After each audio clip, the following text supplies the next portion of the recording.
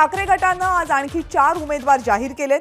कल्याणमधून वैशाली दरेकर, पालघरमधून भारती कांबळी, हातकणंगलेमधून सत्यजित पाटील आणि जळगावमधून करण पवार यांना उमेदवारी देण्यात आली आहे। महत्त्वाची बाब म्हणजे हातकणंगलेमध्ये उमेदवार देऊन महाविकास आघाडीनं राजू शेट्टींच्या विरोधात चड्डू ठोकलाय।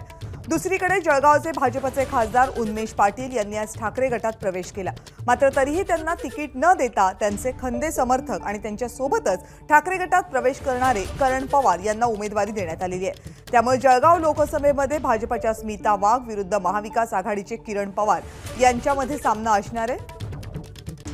उन्मेष पाटील हे विद्यमान खासदार आहेत। 2019ला ते भाजपच्या तिकिटावर निवडून आले होते। मात्र 2024च्या लोकसभेसाठी उन्मेष पाटील यांना उमेदवारी भाजपने नाकारली। त्यांच्या जागी स्मिता वाघ यांना उमेदवारी घोषित केली। नाराज झालेले उन्मेष पाटील हे ठाकरे गटामध्ये प्रवेश करते झाले। त्यांच्यासोबत किरण पवार हे त्यांचे समर्थक आहेत, ज्यांनी ठाकरे गटामध्ये प्रवेश केला आणि किरण पवार यांना लोकसभेतनं उमेदवारी देण्यात आली आहे। पालघरमध्ये भारती कांबळी यांना उमेदवारी देण्यात आलेली आहे महाविकास आघाडीकडून, तर कल्याणमधून वैशाली दरेकर यांना उमेदवारी देण्यात आलेली आहे। हातकणंगले मतदारसंघामधून सत्यजित पाटील यांना महाविकास आघाडीनं उमेदवारी दिलेली आहे। खरं तर हातकणंगलेमधून राजू शेट्टी यांना पाठिंबा देणार की महाविकास आघाडी स्वतंत्र उमेदवार देणार याबाबत कालपर्यंत चर्चा सुरू होत्या। जळगावमधून करण पवार यांना उमेदवारी देण्यात आलेली आहे।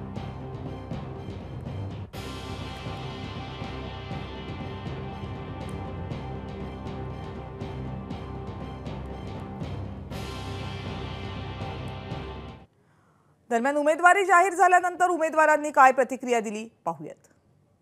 शिवसेना उद्धव बाळासाहेब ठाकरे, पक्षप्रमुख उद्धव बाळासाहेब ठाकरे यांच्या आशीर्वादाने, तसंच माझे जिल्हा प्रमुख सगळे, तालुका प्रमुख यांच्या सगळ्यांच्या आशीर्वादाने मला ही उमेदवारी मिळालेली आहे आणि ह्या उमेदवारीचं सोनं करण्याचा आम्ही प्रयत्न नक्कीच करू। आम्हाला तरी आतापर्यंत वाटत नाही की आम्हाला कुठलं आव्हान आहे। या अगोदरही मी आव्हानं स्वीकारलेली आहेत, लढलंय आणि जिंकून आलोय। यापुढेही हे आव्हान स्वीकारेन आणि लढेन आणि जिंकून येईन।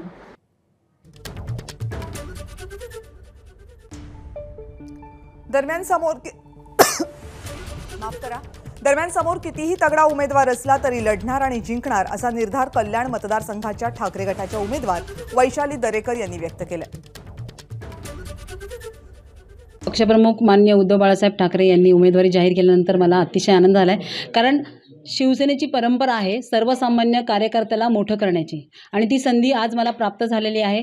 मी खरोखर त्यांच्या विश्वासाला कुठेही तडा जाऊन देणार नाही आणि 100% मी सांगते की शिवसेना उद्धव बाळासाहेब ठाकरे यांच्याच पक्षाचा खासदार म्हणून मी संसदेमध्ये दाखल होणार। कधी कधी हॅट्रिक चुकते, वाटत असतं बॉलर हॅट्रिक घेईल, परंतु समोरचा बॅट्समन जर त्यांच्यासाठीच पण नवीन असेल आणि किंवा तो जर जुना जाणता असेल तर मला वाटतं हॅट्रिक चुकते, तर यायला शक्यता तीच आहे। आणि ठाकरे गटाकडून हातकणंगलेमधून उमेदवारी जाहीर झाल्यानंतर सत्यजित पाटील यांनी काय प्रतिक्रिया दिली पाहूयात। सगळ्यात पहिल्यांदा या ठिकाणी महाविकास आघाडीचे सर्व घटक पक्ष, आमचे प्रमुख आदरणीय उद्धवजी ठाकरे साहेब, राष्ट्रवादी काँग्रेस पक्षाचे प्रमुख आदरणीय माजी मंत्री जयंत पाटील साहेब, काँग्रेस पक्षाचे प्रमुख नेते माजी मंत्री आदरणीय सत्यजित पाटील साहेब, ह्या सगळ्या मंडळींचे मी पहिल्यांदा आभारी आहे की त्यांनी मला ही मोठी संधी उपलब्ध करून दिली। तर महाआघाडीच्या विजयासाठी आम्ही तर कंबर ही पहिलीच कसली होती, त्या माध्यमातून उमेदवार कोणी असो पण महाविकास आघाडीच्या उमेदवाराच्या पाठीशी ठामपणे उभं राहायचं, व तो उमेदवार कुठल्याही पक्षाचा असो अशा स्वरूपाचा या ठिकाणी आमची चर्चा झाली होती। त्याचं वातावरण चांगलं आहे आणि त्या माध्यमातून आम्हाला चांगला या ठिकाणी 100% ह्याचा विजय संपादन करता येईल असं मला खात्रीने वाटते। जळगावमधून करण पवार यांना उमेदवारी जाहीर झाल्यानंतर त्यांची प्रतिक्रिया पाहूयात। एक माझ्यासारख्या नवतरुणाला त्यांनी उमेदवारी दिली।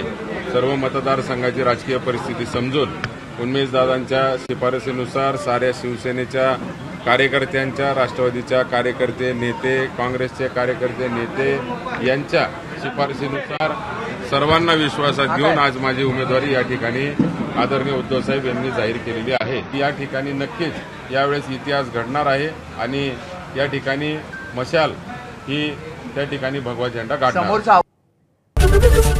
एबीपी माझा, उघडा डोळे बघा नीट।